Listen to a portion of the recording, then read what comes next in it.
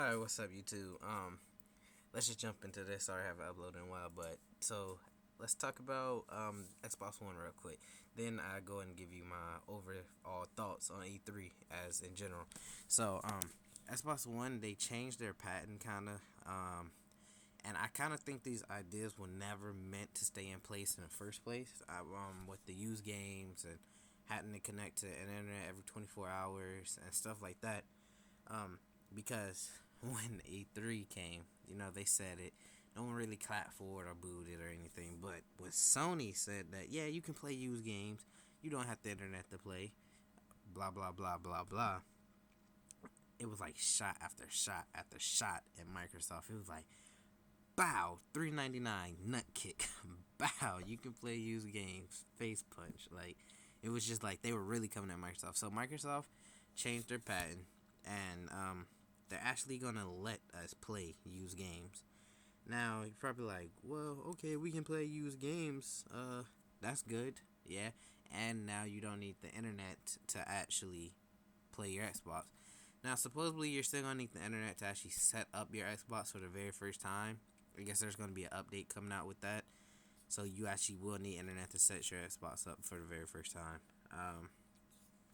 So I suggest go over a friend's house or something to set your Xbox up if you don't have internet. But I'm pretty sure if you're watching this and you have internet, I may put a tutorial out when Xbox One come out how to use your phone's internet to connect to Xbox Live, because some people actually won't have internet. But I'm pretty sure everyone has a cell phone, a smartphone in general, iPhone, Droid, and they will want to connect to Xbox Live to set up their Xbox One. So I'd actually have a video on that when the Xbox One come out. I'm gonna keep that in mind, so I do that. But with it being said, yeah, you can play used games. You don't need live to connect to it. So what they were doing, they were changing. Like, if you know now, if you install a game, what it does, it lets the game run smoother. Your disk drive doesn't really run as often. It isn't loud, and even if the game is scratched, whatever, it still plays. So what they were doing, if you install the disc, since there was no used games, it you don't need the disc anymore. I'm not sure if they're still gonna have that in there. Like, maybe they're gonna take that out since they're bringing used games back. And another thing, where if you have someone added for more than 30 days, they can play your game that you have digitally downloaded. They can play it also. Supposedly, I think it's only with 10 of your closest friends on your friends list. I don't know if they're gonna have that in there now either. I mean, they may keep both. I would like it if they keep both. It'd be pretty cool. Um, so we'll kind of see what they do in their approach on that. But I think that was a good move. I think it was a smart decision. When I first heard about it, when Xbox was still speculated to be called the Xbox 720, I was like, no used games. That's kind of bad. Having be connected to internet doesn't affect me. I always play Xbox Live regardless, so I don't have a problem with that at all. But I can see why they were doing that. They want to check in with your console so they can see that you're not playing pirated games and use games. Meaning, if you didn't buy the game brand new at the store, you can't play again. Stopping pirated games, because Halo 4 came out, it got pirated 2 months before release. Gears of War Judgment a month before release. Like, some of their big, like, expected titles, exclusives, got pirated early, and people was playing offline on a player one account, beating the game, recording, uploading gameplay or whatever. It's called flashing your Xbox.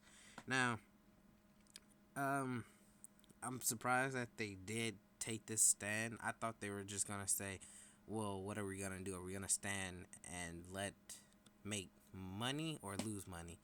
And this is making money also. Yeah, more people are about to go back to the Xbox One, but still, like, they're gonna lose money because the flashing. Someone's gonna figure out how to flash Xbox One, so be expecting that. And I want to know, like, y'all need to look up, type in Xbox 360.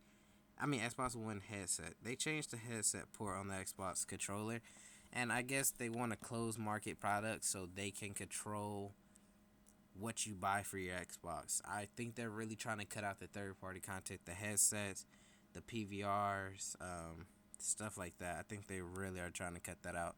and they released their headset. What their headset's gonna look like? It looks similar, but more like smooth and all of this other stuff. And I think it just looks better. Um, PS4 released theirs. It was really just the earbud with a mic on it. I didn't really even like that headset because, for instance, I get hyped when I play games and I jump up and I go crazy. So the mic's gonna come out eventually. So I think that's kind of bad. And the price of the Xbox One. Let's talk about that. So it's coming in at $499 for the starting price, the day one. And if you pre-order the day one console version, you get some special achievement as something else. Maybe they give you Microsoft points. Maybe they give you a free 3 month or something like that. Hopefully 3 months drop down to $5 because like PlayStation Plus, their subscription you have to pay for PS4 now. It's $5, so maybe Xbox Live is gonna drop down to $5 also. But so it's coming in $499, and the reason they're actually making it come in at $499 is because they're bundling in the Connect with it. Now that's your extra $100 if you're wondering. So in general, the console and the controller is the same as the PS4.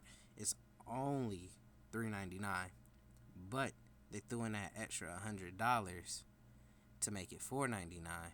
So it would have been $400. They threw in an extra $100 to make it $500, and that's because they're bundling the Connect. Now you're probably saying, well, which console am I going for? Because I'm talking about the Xbox. I'm getting both. I'm not a fanboy neither. I have both PS4 and PS3 and Xbox 360 now, and the Wii U. I don't fanboy neither of the consoles because I like some of the exclusives on both. Now, first of all, I'm getting Xbox One first. I like Titanfall. I really want to play Titanfall. Um, I didn't like the PS3 at all. Like, they hyped it up so much, and when it came out, it was just like a bust to me. So, same thing. I'm not getting the PS4 when it first comes out. I'm gonna play it and see if I like it, because what I'm understanding from the PS4, they're just taking Xbox 360 ideas and trying to improve on it. Like, Xbox One is taking their 360 ideas and perfecting it, and I don't have any problem with Xbox One. Like, there's nothing I don't like about it. There's nothing that makes me mad.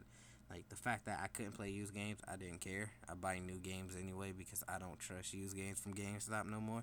After I bought a brand new, it was a brand new game, Batman Arkham City, I think. Yeah, I think that was it. And the game, it was like 5 days after the game came out, and I went in there and they had a used copy already. So I was like, okay, I'm gonna get this a little cheaper. Took it, and it was broke. It didn't read. I thought it was my Xbox, so I took it to my friends. It didn't read. I played on my Xbox in the living room. Didn't read. So, I was a little pissed off at GameStop. So I took it back because within 7 days of used games, you get your money back or a game will equal price. So, I got my money back. So I buy brand new games now. And being connected to internet, I'm always on the internet. I understand the internet's not reliable, so, well, you won't be able to play your Xbox. Well, they made it every 24 hours, so that didn't really affect me. Because, like I said, I can connect through my phone internet. So, yeah. But now that they threw all that out the window, even more reason for me to buy it and hopefully other people to buy it. I don't know what they're actually going to do. Like, for instance, Call of Duty Ghost comes out. You get it on 360, but you can't play it on your Xbox One.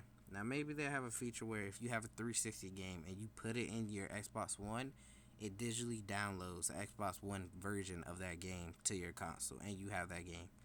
Maybe I think that would be the way to go.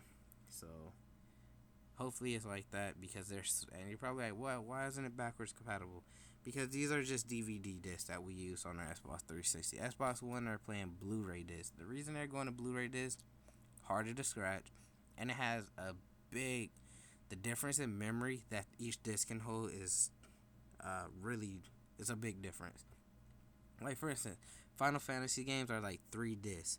Well, now they can probably fit a Final Fantasy game on 1 disc. And a new Final Fantasy game that's coming out, Final Fantasy, I don't remember, Lightning's Return. I don't know the number. I forgot the number, but Lightning's Return.